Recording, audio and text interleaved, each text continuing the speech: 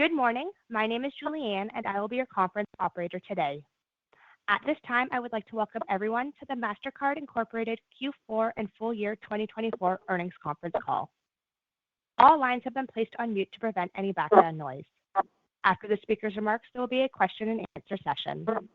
If you'd like to ask a question during this time, simply press star followed by the number one on your telephone keypad. Please only press star one once to queue up for a question, as pressing star one multiple times may affect your position in the queue. If you would like to withdraw your question, press star one. Thank you. Mr. Devin Corr, Head of Investor Relations, you may begin your conference. Thank you, Julianne. Good morning, everyone, and thank you for joining us for our fourth quarter 2024 earnings call. With me today are Michael Miebach, our Chief Executive Officer, and Sachin Mehra, our Chief Financial Officer.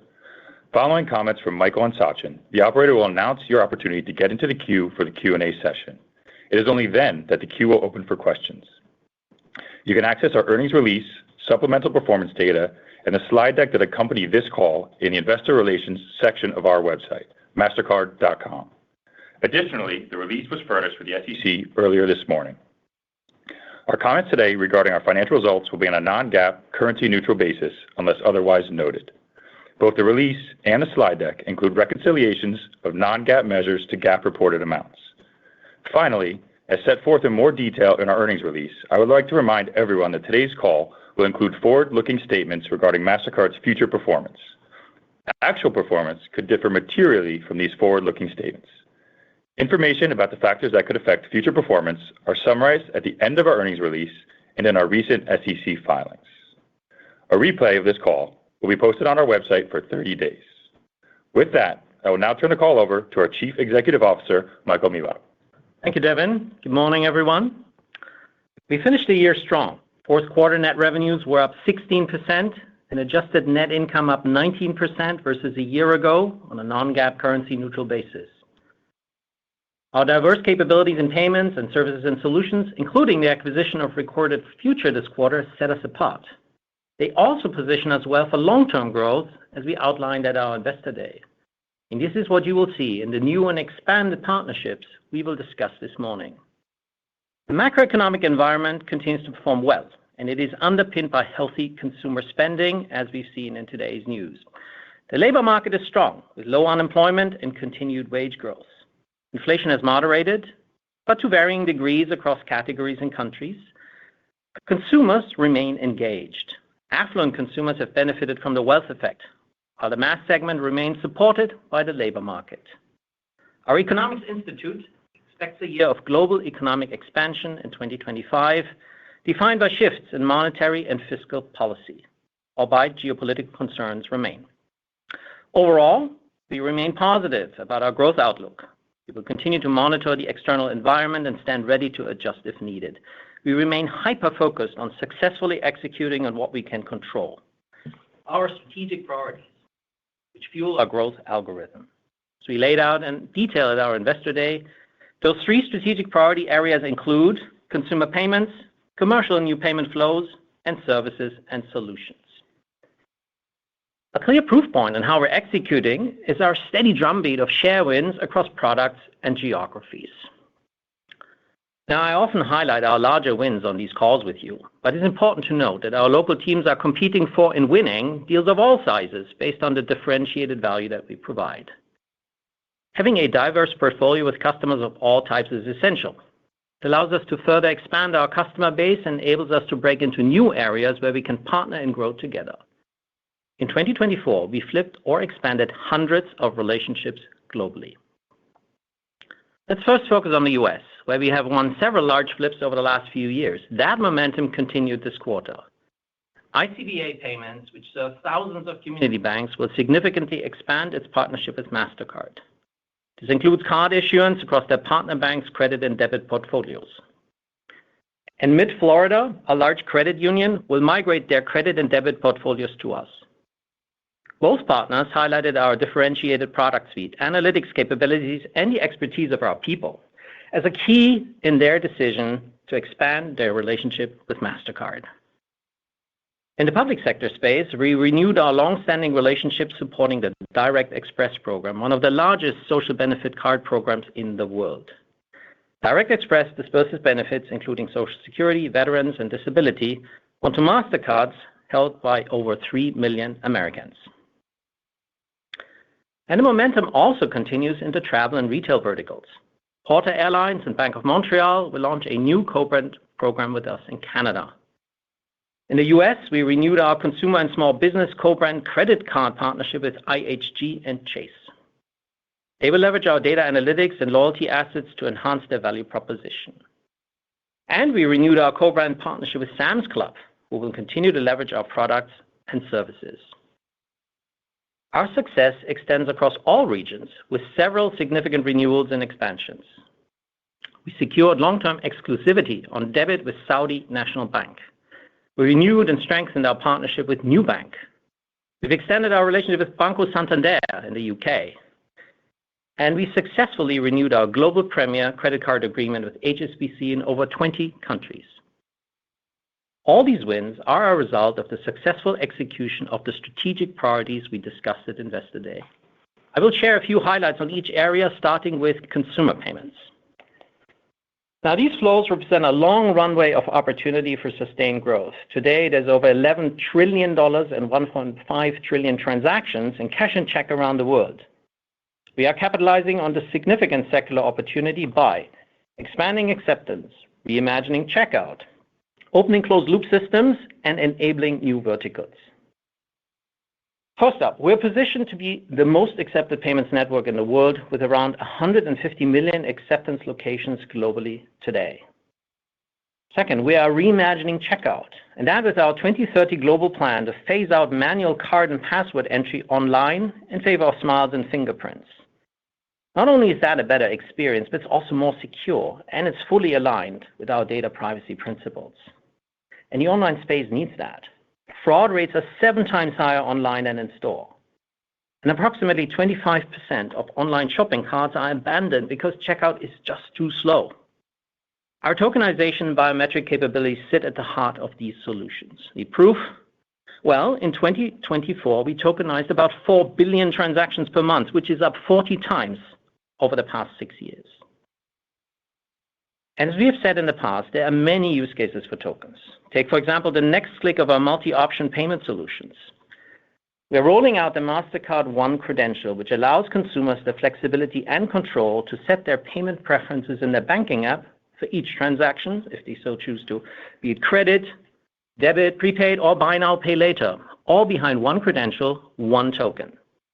And the merchant accepts that through the same simple and secure digital connections as always. No added work. Tokens provide tremendous value, and we offer a set of services on and around those tokens, such as lifecycle management and authentication, which enhance that value.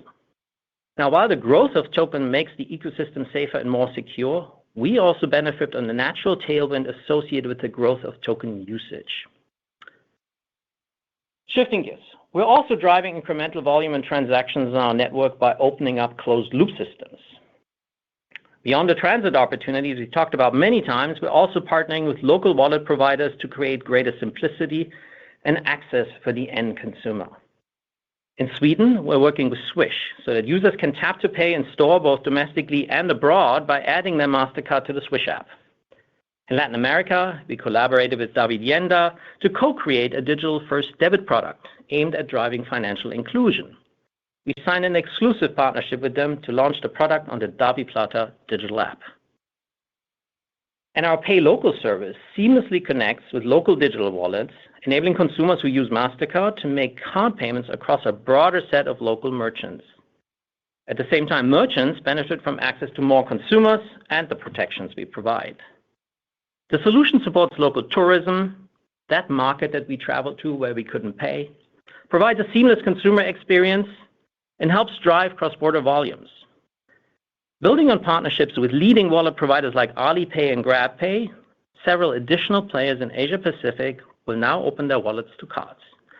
This includes Dana in Indonesia, Touch 'n Go in Malaysia, Barkong in Cambodia, and Lanka Pay in Sri Lanka. We're also capturing new verticals like consumer bill payments. This quarter, we partnered with Bemobi in Brazil. B-Mobi will integrate Click to Pay into their bill payment platform, enabling fast and secure payments for recurring services like telecoms and utilities. Now, as a network company, we're focused on enabling the broader ecosystem. That's exactly what we have been doing in the crypto sector. We have a well-planned, balanced strategy that serves financial institutions, crypto players, and of course consumers to drive growth and provide choice in this space.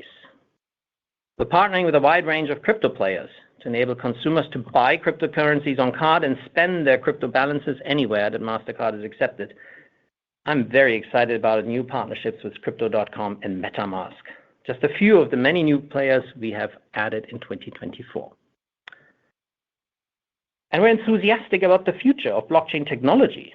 But to reach its full potential, we believe there's a need for sound governance, interoperability, and real-world use cases. All this is a core competency of ours built over decades. To meet these needs, we developed the multi-token network, MTN. This quarter, we partnered with Kinexys by JP Morgan, the firm's blockchain-based unit, to integrate MTN as a payment settlement solution. By bringing together the power and connectivity of Mastercard's MTN with Kinexys digital payments, we aim to unlock greater speed, transparency, and faster settlement capabilities for cross-border B2B payments. Now, while it's early days, we're excited about the opportunities which digital assets can bring to the world of payments as the space evolves, complementing our existing solutions. Now, while consumer payments offer a significant runway for growth, commercial flows represent an even larger $80 trillion serviceable addressable market. Only about $3 trillion is carded today. In 2024, our commercial credit and debit volumes represented 13% of our total GDV and grew at 11% year over year on a local currency basis, just to give you the latest stats. On top of that, disbursements and remittances represent an additional $20 trillion in addressable market. We're pursuing that opportunity with Mastercard Move, where transactions were up over 40% year over year in the fourth quarter. But let's dig into commercial. First, we're extending our global leadership in virtual cards by expanding across use cases, geographies, and verticals. For example, partnering with NetOS to distribute our new mobile VCN to UK companies and their employees. We're deploying virtual cards with Citi in Argentina, the first deployment of VCN in that market.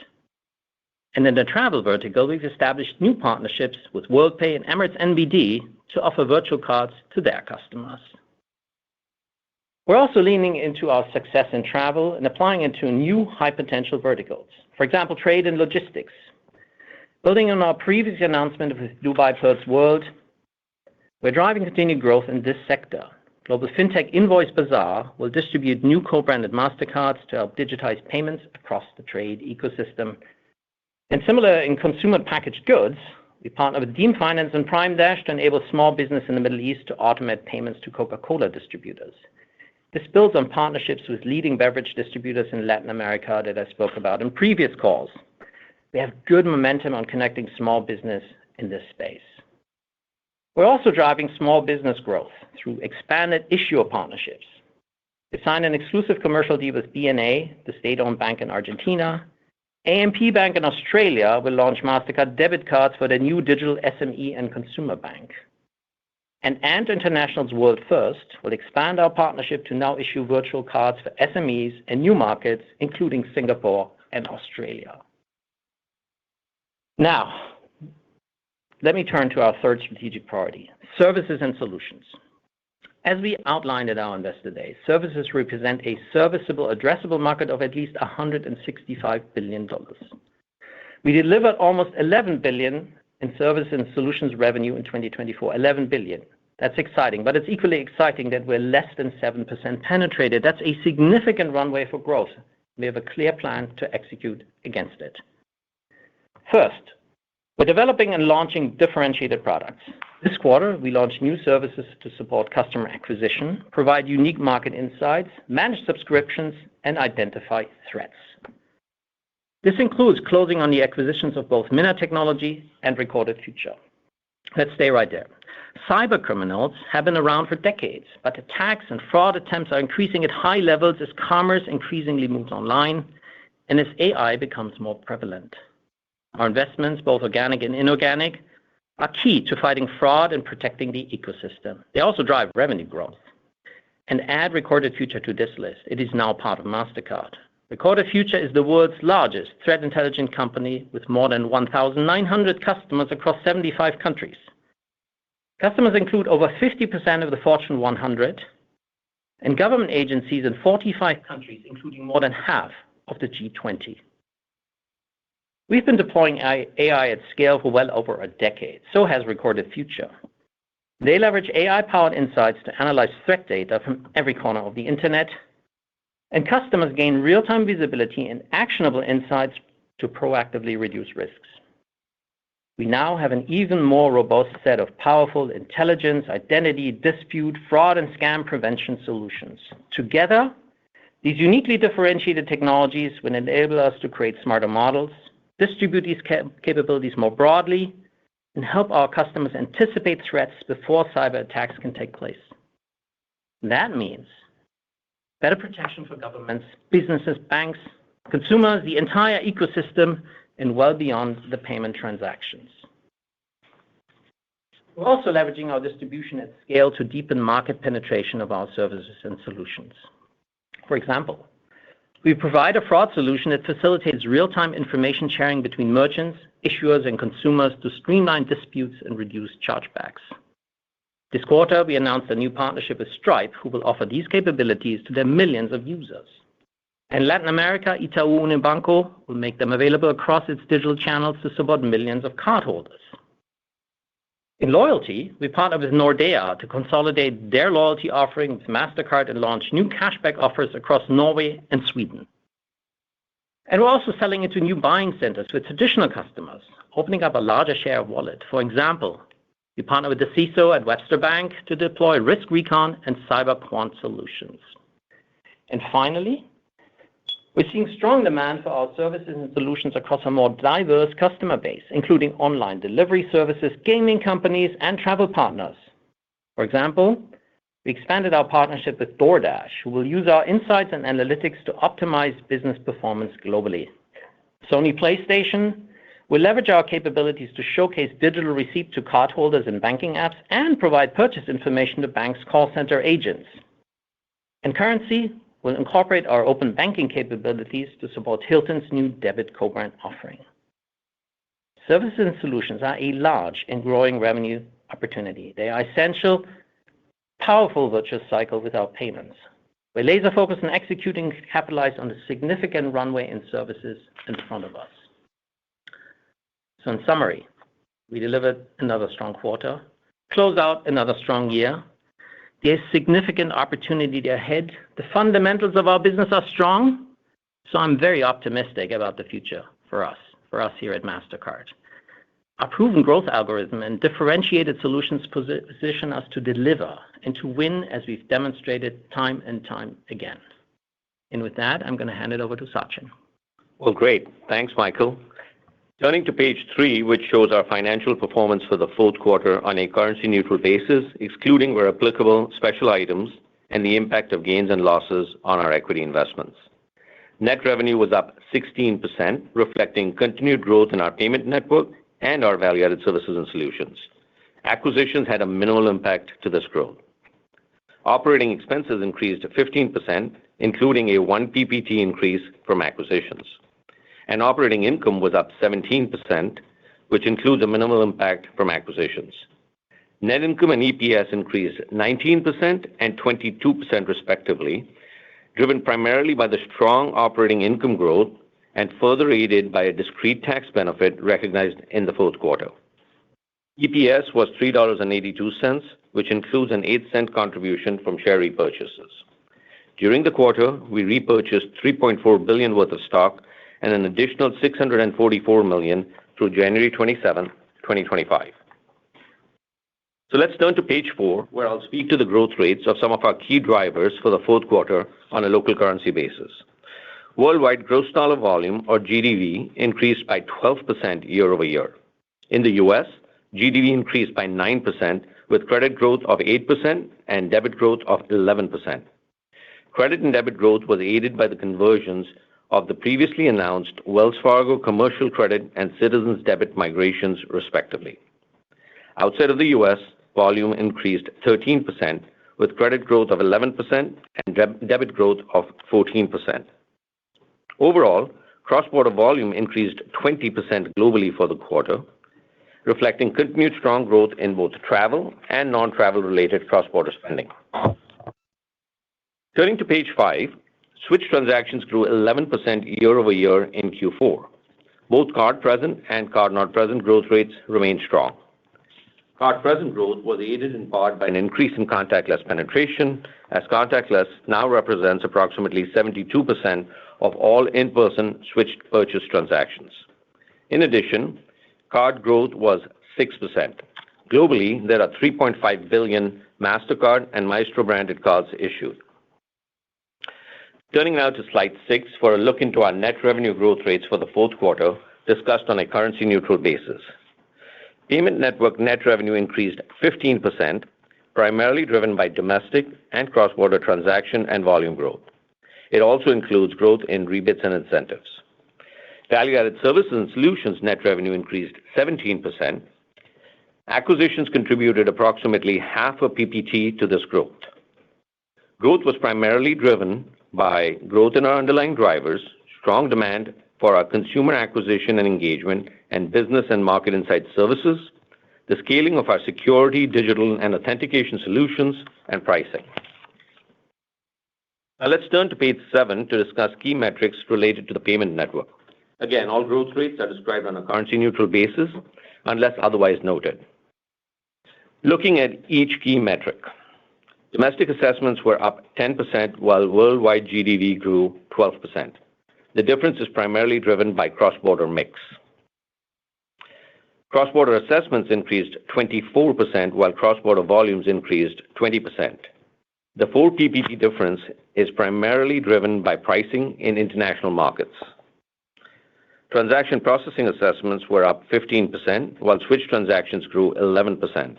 The 4 PPT difference is primarily due to favorable cross-border mix and pricing. Other network assessments were $239 million this quarter. As a reminder, these assessments primarily relate to licensing, implementation, and other franchise fees, and they may fluctuate from period to period. Moving on to page 8, you can see that on a non-GAAP, currency-neutral basis, excluding special items, total adjusted operating expenses increased 15%, which includes a 1 PPT impact from acquisitions. Total adjusted operating expenses were higher than anticipated, primarily due to the impact of the acquisition expenses. The acquisition of Recorded Future closed earlier than expected in Q4 2024 versus originally expected in Q1 2025 and was therefore not part of our Q4 forecast. Excluding acquisitions, the growth in operating expenses was primarily due to increased spending to support the continued execution of our strategic initiatives. Now turning to page 9, let me comment on the operating metric trends. Starting with Q4, our switched volume metrics were strong, with sequential increases versus the prior quarter driven by healthy consumer and commercial spending.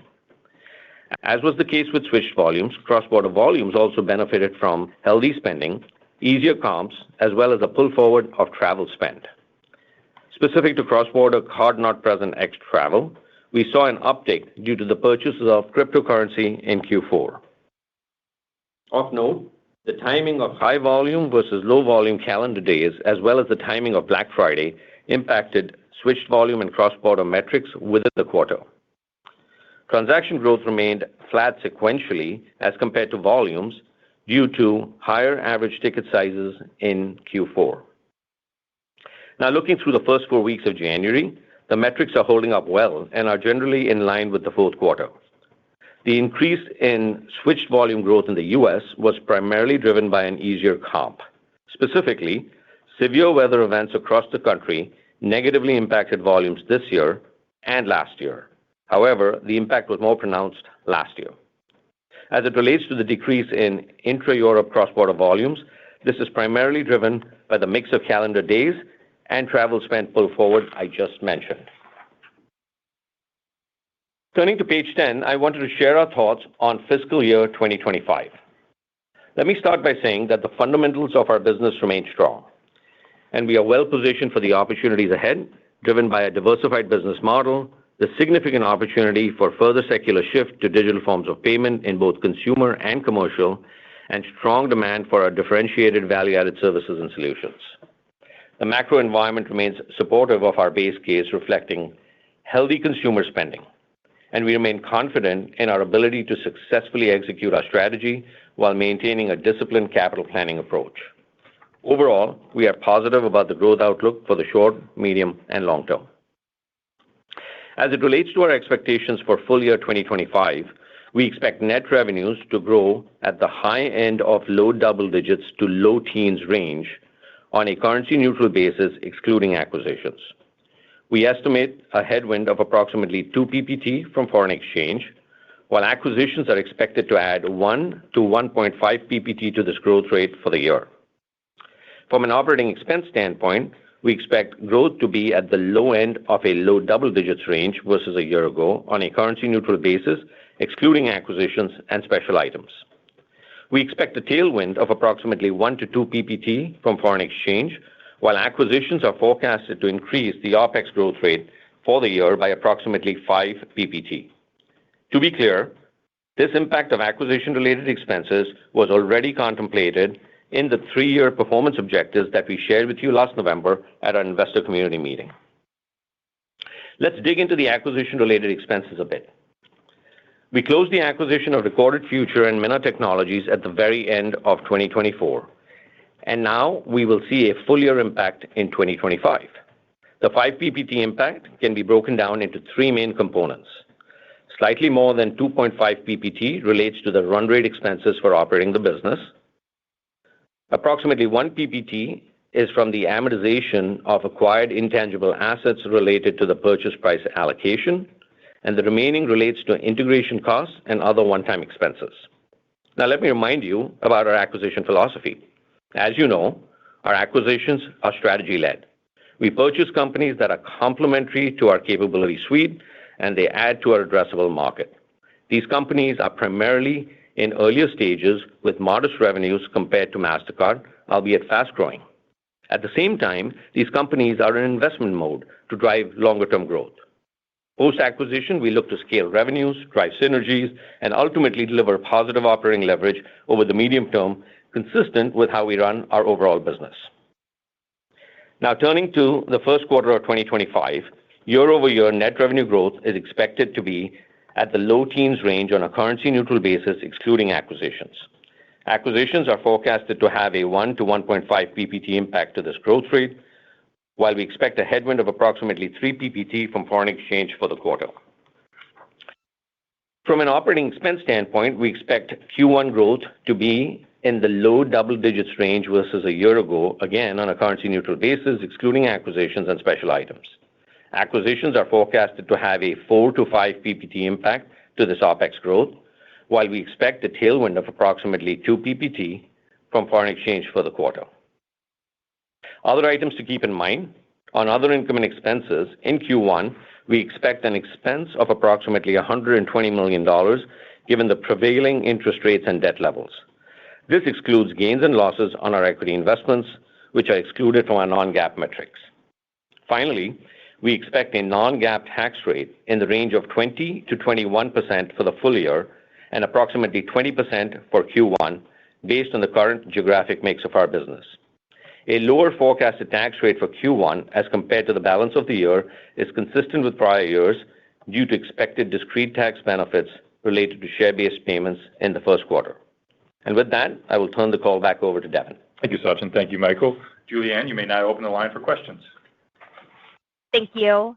At this time, I would like to remind everyone, in order to ask a question, press star, then the number 1 on your telephone keypad. Please only press star 1 once to queue up for a question, as pressing star 1 multiple times may affect your position in the queue. We'll pause for just a moment to compile the Q&A roster. Our first question comes from Andrew Schmidt from Citi. Please go ahead. Your line is open. Hey, Michael. Hey, Sachin. Thanks for taking my question this morning. Good metrics across the board here. Great to see. If we could just dig into the cross-border piece, the month-to-date trends through Jan 28. If you talk about just the drivers of the growth there, whether it was relatively similar to the fourth quarter, and then expectations for 25. And then if I could just sneak one more in, just thinking about 25, we get a lot of questions on the Cap One and Discover. Maybe some thoughts about how you're thinking about that with respect to the model. Thanks so much. Sure, no problem, Andrew. I'll take that question. So from a cross-border volume standpoint, just at the highest level, what I'm going to remind you is the value prop we offer from a cross-border standpoint continues to be incredibly solid. Our teams are out there. They're working hard. They're out and winning various kinds of portfolios, some of which Michael spoke about even today about, which is some of the co-brand programs we've got with various airlines, et cetera, et cetera. Specific to your question around the metrics, again, really good performance from a volume growth standpoint and cross-border at 20% for Q4. First of all, what you're seeing for the first 4 weeks of January is exactly that. It's the first 4 weeks of January. And, what you're seeing in the nature of the 20% going down to 18% is going back exactly to the comments I made in my prepared remarks, which is at the end of the day, the vast majority of that you're seeing come through in intra-Europe, which is primarily being driven by two factors. One is a pull forward of travel spend into the month of December, and you can see those metrics because you'll see intra-Europe growth in December at about 23%, and then there's the calendarization of days, which I kind of mentioned to you as well. Those are the two factors, but fundamentally, the health of what we're seeing from an overall spend standpoint on cross-border continues to be excellent. We have no real reason to believe that going forward that there's something going to change as it relates to the value prop. Obviously, the strength of cross-border as well as domestic spend is a function of how consumer health is, and right now we're seeing the consumer to be in very good shape. We also mentioned about how commercial is actually performing well, and that commercial actually also lends to our cross-border metrics. So something to keep in mind out there as well. All right, on the Cap One, Andrew, let me start, and then I happily hand it to Sachin for the model side of the question. But overall, the acquisition is in flight. As we know, it's going through the motions. I think it's fair to say the indications are positive that it will be approved. There's a whole range of examples where we have strategic partners who we also compete with on certain aspects of the business. Look in the acquiring space, for example. So this is not a new situation for us. Now, Capital One is a tremendous partner to ours, a highly strategic partner, tremendous growth that we've seen in our joint business. They have been public about shifting debit volumes to the Discover network. Now, we are a competing network, and we will continue to invest in our network and ensure that we have a leading and differentiated solution out there. At the same time, we've been growing together in credit and other parts of the business. So we value this partnership. We'll continue along those lines. Fundamentally, there's no surprises here to what we've said last time around. Sachin. Yeah, and I'll just add to what Michael said. Like Michael said right now, right? I mean, Capital One has talked about migrating the debit volumes over. I think you're aware about the fact that those debit volumes are primarily on the Mastercard network. And, we built in our best assumptions, both from a timing and a, migration pace standpoint into the full year thoughts that I've shared with you today. So again, things might move around, and they likely will, just because ours is a forecast. There's no predictability. The deal's got to get approved. Migrations have to start, but we built in our best estimates as to how that's going to roll out. One last thing. I should add one more thing. I talked about it in my prepared remarks earlier. There's great momentum in debit, which we have created in the U.S. So, this isn't the only partner that we have, and we're building out the set of partnerships. Our next question comes from Darrin Peller from Wolfe Research. Please go ahead. Your line is open.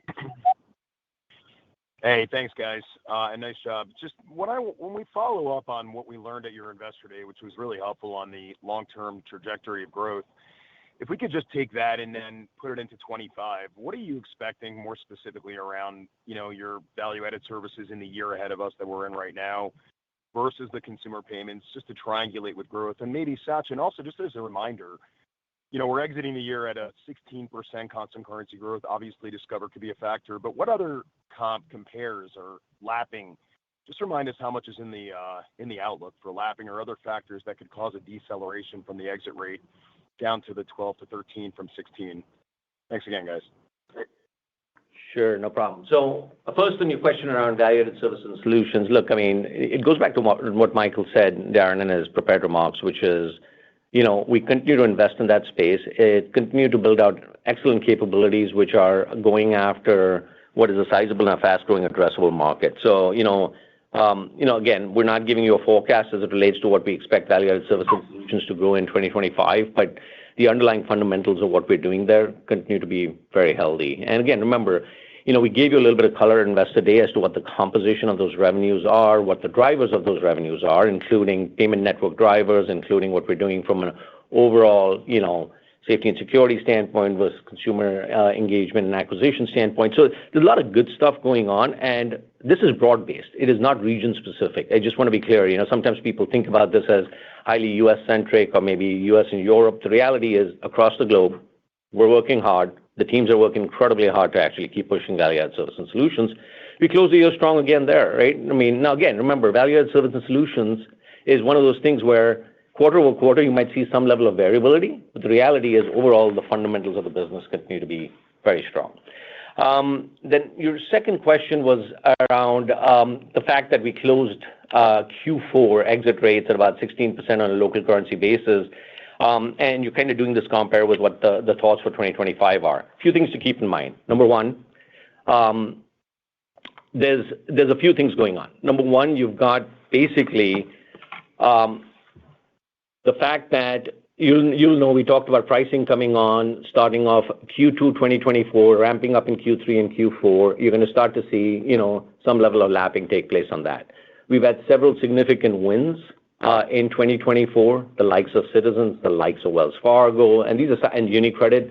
Now, UniCredit will still continue to convert because it's a multi-year conversion, but some of those are going to start to lap as the year kind of progresses, right? The other thing is, as I sit back and I just think about basic fundamentals, the point really is you've got to kind of remember that overall the consumer remains healthy. We factored that in. The thoughts we shared for 2025 is a range which is high end of low double digits to low teens, right? So again, you got to keep that in mind. In that, we're building in assumptions around FX volatility. FX volatility picked up in Q4. You saw that come through in the exit rate you're talking about. Hard to predict what FX volatility looks like through the end of the year of 2025. We build in our best assumptions around that, but things could move around on that as well. So again, there are various factors which are actually influencing this, but that's what I kind of tell you more holistically as to what's going on here. Our next question comes from Harshita Rawat from Bernstein. Please go ahead. Your line is open. Good morning. I want to ask about stablecoins. It's likely that we get some regulatory clarity in the U.S. this year. I know vast majority of stablecoin usage is in crypto-native use cases and trading, but are you seeing anything in the cross-border money movement front? And more importantly, and Michael, I know you talked about kind of like the new settlement capabilities, and you've done a lot of work on crypto over the years. How are you positioned for the growth in the crypto ecosystem? Thank you. Right. Thank you, Harshita. So overall, as I said in my prepared remarks, this is a space that we've been active in over a while. Your question doesn't really talk about the crypto space as crypto as an investment, on-ramp, off-ramp. We've been doing this successfully. Crypto.com is clearly an exciting addition to the set of partnerships. You were really talking more about the potential of the underlying technology and what can it do, and the cross-border use case has been talked about for years now. Now, we've started to move beyond the proof of concept stage. Now, there are real transactions that took place, first one in Hong Kong last year. So we're in the business of stablecoin transactions. We're in the business of having the MTN live. It hasn't scaled yet. That's also the reality. But we have long believed that this is an interesting space for us, B2B cross-border payments, to get into. So I see it as a net addition and upside opportunity for us. There's enough push now. The crypto has gone mainstreams with the ETFs, and there's clearly push from the incoming administration here in the U.S. So we'll see more momentum, and I feel we're well prepared. And our strong partnerships with players like J.P. Morgan, and other large settlement players, settlement bank players will help us on that front.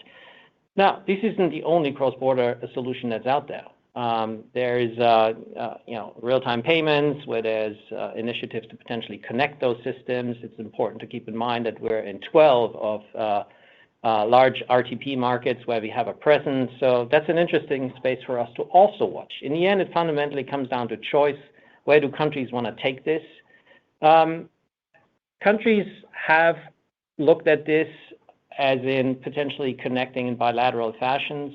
We've always been an advocate to saying multilateral approaches work better. That's what we've proven on the card side. So that's a topic that we engage on when it comes to RTP side of things, but also from the stablecoin side. But again, interoperability between different kind of stablecoins also matters, which is kind of the same concept.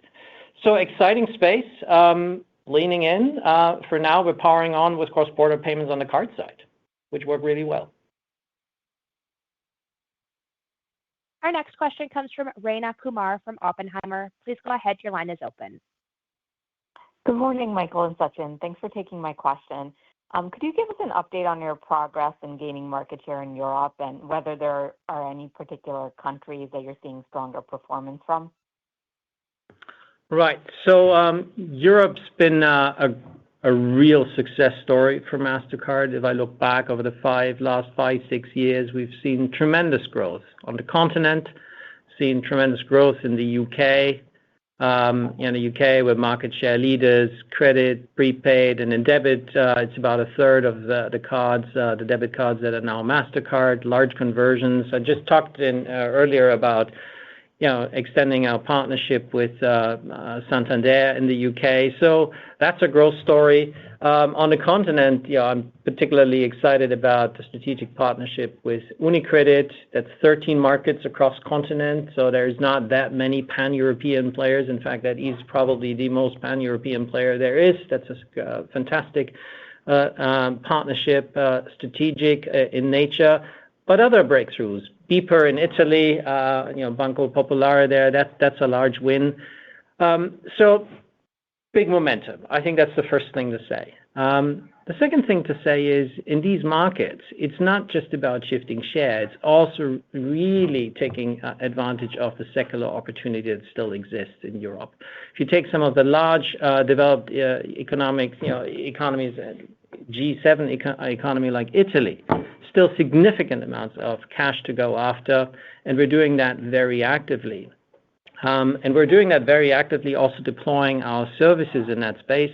Italy has historically been one of the most significant services opportunities for us. So with all the talk that's there about Europe, concerns about Europe's competitiveness, in Davos, this is, a big theme. Really, it's important to remember that our business in Europe is in the European economy overall. We're well positioned and growing parts of that economy. And this is tremendous for us. We've seen volumes grow in Europe at 16% levels. That's a tremendous growth rate for us. So overall, I think we're pressing every button that is there to press for us to push ahead on that growth story. Our next question comes from Tien-Tsin Huang from JP Morgan. Please go ahead. Your line is open. Yeah, thanks a lot. I want to stay in Europe, if you don't mind, and ask about Mastercard 2030. I think the whole one-click payments initiative to get rid of manual card entry in Europe, to me, it feels like eliminating signature, which ushered in growth in contactless. Is that a fair analogy to think about Mastercard 2030 potentially pushing tokenization? I'm curious why Europe, why not more regions, and what makes Europe special for you to set this goal up for Mastercard? Thanks. So tokenization in Europe, when I think of the evolution of the European payment markets from PSD1 to PSD2 to PSD3, the topic of security, the topic of consumer experience, the topic of a fair and level playing field have been themes throughout all of these regulations. This is a market, in our view, that's ripe for doing away with one-time passports and keying in card numbers. I think everything that is needed to make that successful is there in Europe. and we want to prove it. It's been a strategy of ours to have reference markets and show that an initiative works, and we go where there's open arms and where we feel this is going to be successful. In Europe, we now have very relevant share position that makes us a strategic partner across markets, because if you do this just in one country in Europe, then there's going to be problematic. So we have the regulation, we have partnerships across the board, so that's good. Now, tokens are at the core of that, and as I said earlier, and biometrics, we have that technology deployed widely in Europe, and then we'll see where we take it from that. The wider use of tokens.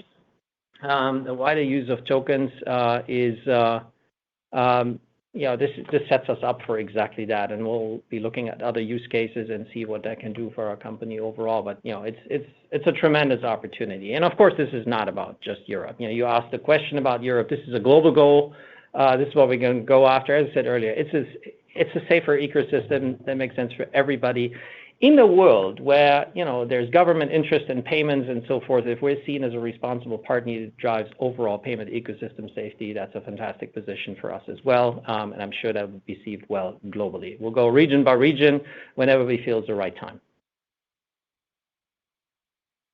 The next question comes from Ramsey El-Assal from Barclays. Please go ahead. Your line is open. Hi, thank you for taking my question.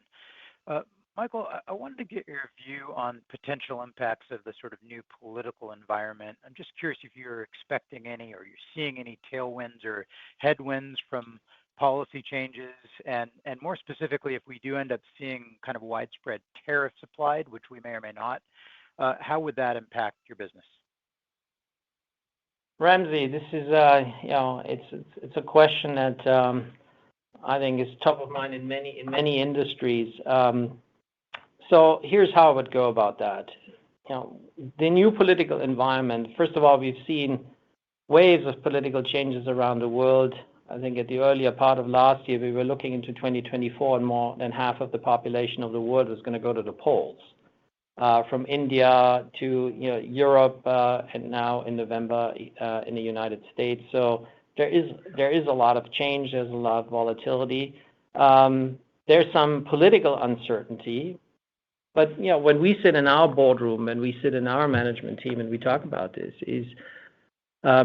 payments will continue regardless, because the economic, we power the economy, and we power in particular the digital economy, and that is a fundamental underlying secular trend, as we discussed at our Investor Day, that just keeps going on. So that's the fundamental starting point in response to your question. Now, we have a new administration here in the United States. Confirmations haven't fully been done yet, but Secretary of Treasury is confirmed and so forth. So some of the key partners that we would normally engage with, and we have an administration coming in that is touting a business-friendly approach, and that's fundamentally good for us. The conversation around tariffs and the intended use of tariffs, it's been discussed. We have to see how it plays out and what will happen. It's also clear we're not in the import-export industry, so the way that we would be affected is really in indirect ways, and how potentially some of our customers and partners get affected by that. So that's something that we'll come to when we get, I think the point that I just made before, the fundamentally underlying drive of a digitizing world. Questions like digital trade are going to be important questions. So how's the world dealing with digital trade, and how digital trade policy will play out over the years? And we have been actively engaging here in the US, in Europe, in ASEAN, and so forth. So important topic for us to continue to watch in advance, because that's good for all economies around the world. So fundamentally, positive business outlook here from the US administration, and we see a Europe that is now in active conversations with the second term of Ursula von der Leyen to drive a more growth-oriented approach in Europe as well, which with our position in Europe should be a good thing. Our next question comes from Dave Koning from Baird. Please go ahead. Your line is open. Yeah. Hey, guys. Thanks. Good job. I guess my question, you mentioned FX volatility briefly. It got better kind of through Q4 and quite a bit better in January. I just want to refresh on that. That helps the transaction line, right? And it should help the transaction yield going forward. Should that be a nice accelerant factor to the transaction yield over the next quarter or two if it stays kind of where it is now? Hey, David. So yes, it's in our transaction processing assessments line. That's where it is. So you got that right. And again, volatility will be what volatility will be. But to the extent, there's higher volatility, you get the impact come through in that line item, which impacts yields positively. To the extent it kind of, goes in the opposite direction, it has a negative impact on yield. But that's the line item where you'll see that. Our next question comes from Bryan Bergin from TD Cowen. Please go ahead. Your line is open. Hi, all. Good morning. Thank you. Wanted to ask on rebates and incentives, just how to think about the level of renewal activity here in 25, and directionally, just any commentary you can share on how you expect R&I growth to progress versus how you finished in 24. Sure. So, Brian, again, I think Michael kind of talked about this a little bit earlier. We continue to compete out in the marketplace. We are winning, and we're winning the right kinds of portfolios, which is really important. We're not going to win every portfolio. We're going to hopefully win and we don't want to. But we want to win the right kinds of portfolios, which is what we've been doing, and that's the plan going forward as well. From a renewal activity standpoint, nothing unusual to call out in 2025, as in, there isn't like a lumpiness in terms of renewals in 25 versus prior years. So it's kind of business as usual.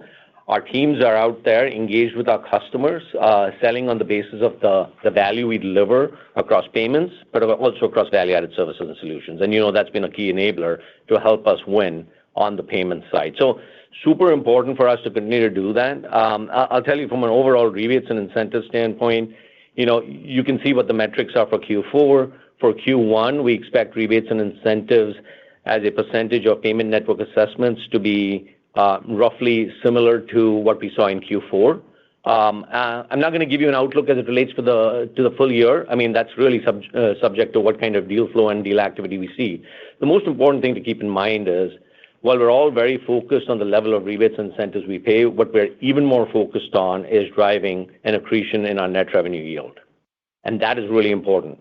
And that's what we'll continue to do from a strategy standpoint and an execution standpoint. It comes back to the virtuous cycle between payments and services. We have to be relevant in payments. We have to be in the flow so we can apply our payment solutions and our services solutions.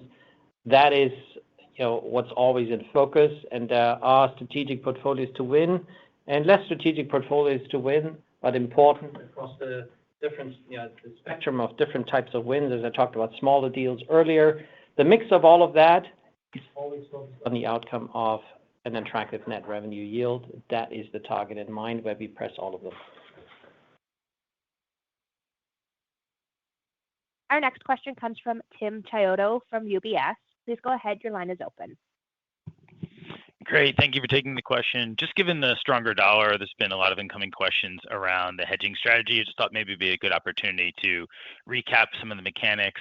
Understand you've talked about doing it on a net basis, a basket of roughly 30 currencies, but not hedging some of the functional currencies.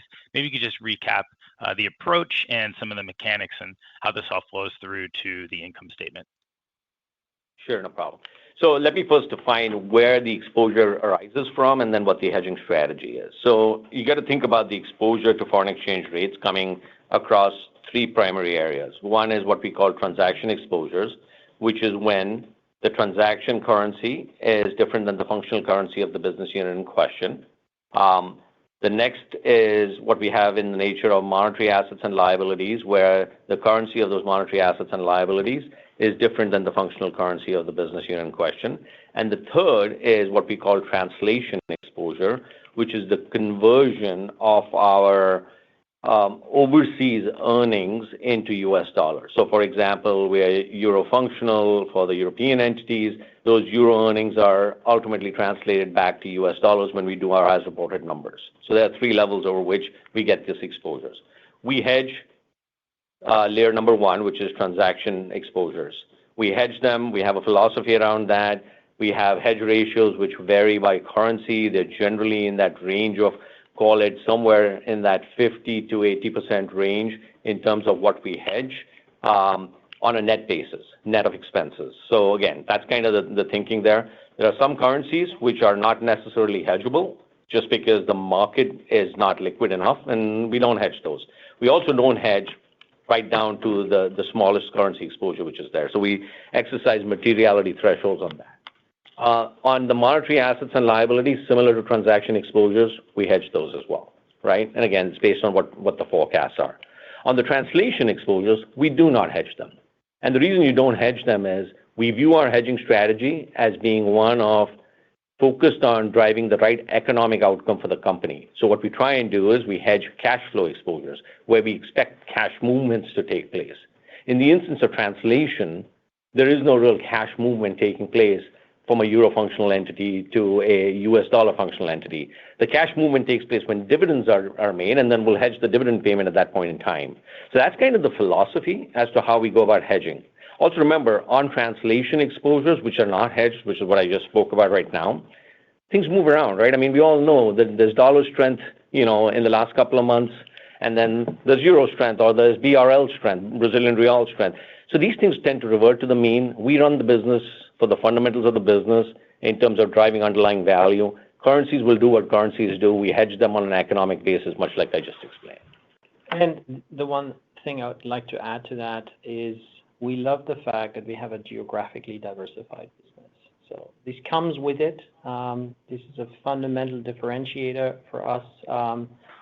And many of these markets around the world are fast-growing markets where that is where we find the biggest secular opportunity. So the FX is the last thing that I think about. I think about the growth opportunity in those markets. Our next question comes from Trevor Williams from Jefferies. Please go ahead. Your line is open. Great. Thanks very much. I wanted to go back to domestic assessments and the growth there relative to GDV and purchase volume. There's been a pretty consistent spread between those growth rates over the last few years. And then, Sachin, you called out cross-border mix as a driver of that spread this quarter. If you could just unpack what that means, and if we should interpret as meaning if cross-border volume is outgrowing GDV, that we'll kind of see that mix headwind persist. Thanks. Sure. So the first thing I'll mention in terms of the delta between what we see in domestic assessments and GDV is there's a rounding impact which is taking place there. So while you see the numbers as we've kind of talked about it as 10% and 12%, the reality is the 10 is a rounded down number, the 12 is a rounded up number. So the delta isn't as big as it kind of seems out there. But kind of that's by the way, just FYI. On your question around the cross-border mix component, here's the reality. By its very definition, domestic assessments does not include cross-border revenue. GDV includes cross-border volumes. And so what happens effectively is if cross-border volumes are growing at 20%, which is what we kind of reported for the fourth quarter, you've got the impact of that coming through in the GDV number. You have no associated revenue coming through in domestic assessments, and that's what I mean by cross-border. Our next question comes from Will Nance from Goldman Sachs. Please go ahead. Your line is open. Hey, I appreciate you taking the question. Michael, I wanted to ask you about your thoughts on the European market, following up on the kind of mid-teens growth you've been putting up in that geography more recently. Just wanted to get your thoughts on the competitive dynamics with some of the local schemes being folded up into the European Payments Initiative, I think including in your home market of Germany. Just any thoughts about how this kind of changes the landscape and just remind us kind of conceptually how you think about the competitive dynamics on the continent? Thanks. Right. So that's a great question. And I always love to talk about my home country. I want to put a stat into your mind. Earlier on, we talked about how we're driving payments growth by shifting volumes from domestic networks and closed-loop networks. Over the years, we have driven up our switching ratio to 70%. So that's important as a backdrop into this question. So we have success, and we know how to deal with domestic, competitors and partners. Now, on that backdrop, particularly in Europe, there has been over the years push to come up with local payment solutions as an alternative offer to consumers. And there's a whole range of reasons why that is contemplated in Europe, partly sovereignty, partly more control, all of that. The fundamental truth, though, is that in the end, the consumer is a really deciding factor here. What's a good user experience? How about availability? If you put a new app into a payment market that has tons of choices already, it's going to be very hard to convince merchants and consumers to change. We've seen it in the U.S. With a bank-led app as well. So all in, we feel this is good for competition. It motivates us to continue to compete and invest in our proposition across channels. We talked about the token topic earlier on and how that makes checkout easier and so forth. So right now, we are looking particularly at Wero.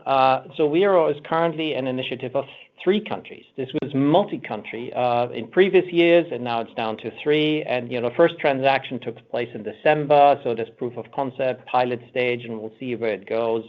At this point in time, we don't see it as a material concern or threat to our business. But our approach has always been one of partnership. We partner with domestic schemes in many countries around the world, maybe on the services side, and we'll see how that goes over time. The more choice there is, because it will generally bode for a level playing field on the competition side, which we like, and then we'd love to compete with our solutions. So then we can squeeze one more question in. Certainly. Our last question will come from Sanjay Sakhrani from KBW. Please go ahead. Your line is open. Thank you. Good morning. I just wanted to go back to the volume acceleration, Sachin. I mean, I know you mentioned a bunch of different things, but as we look underneath it all, is it that the consumer's really gaining strength and that's sort of what's driving the acceleration? Is it part of it share gains? I'm just trying to think about the acceleration in the fourth quarter, the sustained one actually a further acceleration in the United States, in year to date. Maybe you could just talk a little bit about that. Thank you. Sure, Sanjay. So I'll speak to the fact that the metrics you're talking about for the fourth quarter compared to the third quarter is the acceleration you're kind of alluding to. I think at the highest level, we should all kind of take comfort in the fact that the consumer continues to be very healthy, and we're seeing strong consumer spending and good commercial spending as well. So those are important. As it relates to whether it's driven by share or not driven by share, frankly, quarter to quarter, there is very minimal impact, which is there from a share standpoint, because the wins which we've talked about have been helping our volume growth in the third quarter as they have in the fourth quarter. So it's really the underlying strength of the consumer and commercial spend which is helping us. There's a little bit of lift which is coming from crypto, which we kind of talked about, right? Which is there, and there's a little bit in the nature of the travel spend pull forward kind of, which I spoke about in my prepared remarks. But other than that, I got to tell you, when you do the right things in the market, you win the right portfolios, and those portfolios grow at a good pace, and there's a healthy consumer, you tend to see the kind of metrics you see, which is what we're kind of showing you right now. Thank you, Sachin. Michael, any closing remarks? Well, I'm happy we got Sanjay in, even though we're over time. So excellent. Good conversation. Thank you very much for your support, as always. There was a lot going on this quarter, so it was good to overrun a little bit. I still want to do what I always do, is thank the 34,000 colleagues at Mastercard for being out there with our customers every day and pushing this business forward. And thank you to all of you for your support. We'll speak to you next quarter. Thank you very much. Thanks, everyone. This concludes today's conference call. You may now disconnect.